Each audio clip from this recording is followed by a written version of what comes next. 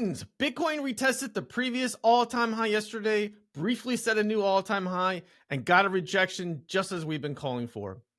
Is this correction over? How much deeper could it go? And what very important detail about this dip is everybody overlooking? Stay tuned to find out. Kevort, hit that intro.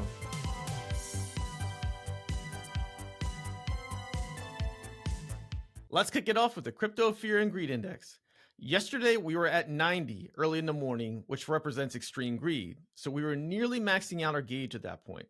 And we knew it was time to be cautious. Then, of course, right afterwards, we had a big correction for BTC after retesting the previous all-time high of 69K.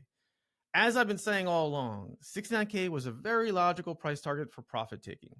And now today, we are at 75, which brings us back down to just greed after the dip brought a little fear into the market. Now let's move on to your daily reminder that the Bitcoin halving is in just 45 days. Also note that the halving date is now currently estimated to be April 20th, but again, it's a moving date based on whenever the 210,000 blocks have been added to the Bitcoin blockchain. Moving on to the Bitcoin liquidation heat map. In the past 24 hours, we've seen pretty much all the liquidity over here get flushed out both above and below the price action for Bitcoin. And now you can see that liquidity is looking fairly light over here again. So yesterday was pretty much a big liquidity trap for any bulls and bears trying to trade the next move for Bitcoin. Again, we've been saying that 69K was a logical target to take profits, so those who kept that in mind likely did not get caught in this trap. Now let's take a quick look at the Bitcoin ETF flow table. Yesterday, March 5th, guess who bought the dip? If you're thinking BlackRock, then you are correct. In fact, they bought $788.3 million worth of Bitcoin yesterday. So what does that tell you? It tells you that the institutions are still heavily buying. And what does that mean?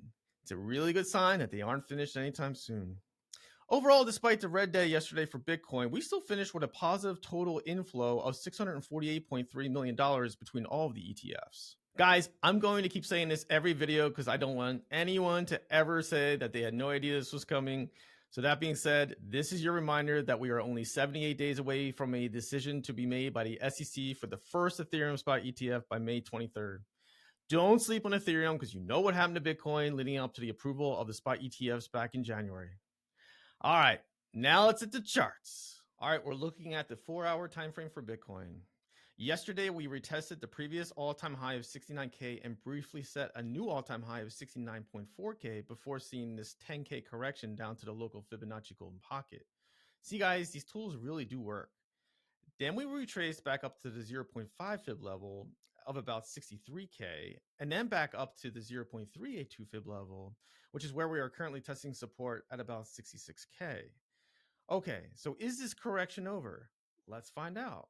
Okay, let's take a quick look back at the previous cycle on the daily time frame of the BLX to see how things played out when we retested previous all-time highs before continuing to move up. So in the last cycle, the previous all-time high was about 20K, and as you can see, we retested this a couple of times before pushing through it.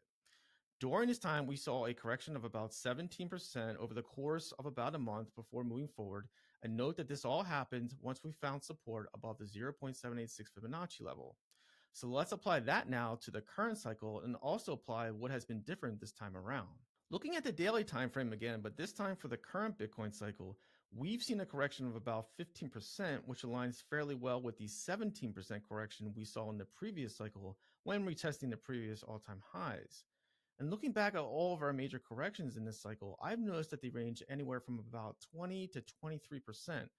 So if you apply that here, there's the real potential that we could head down to as low as the 53 to 55K range, and that would be perfectly healthy.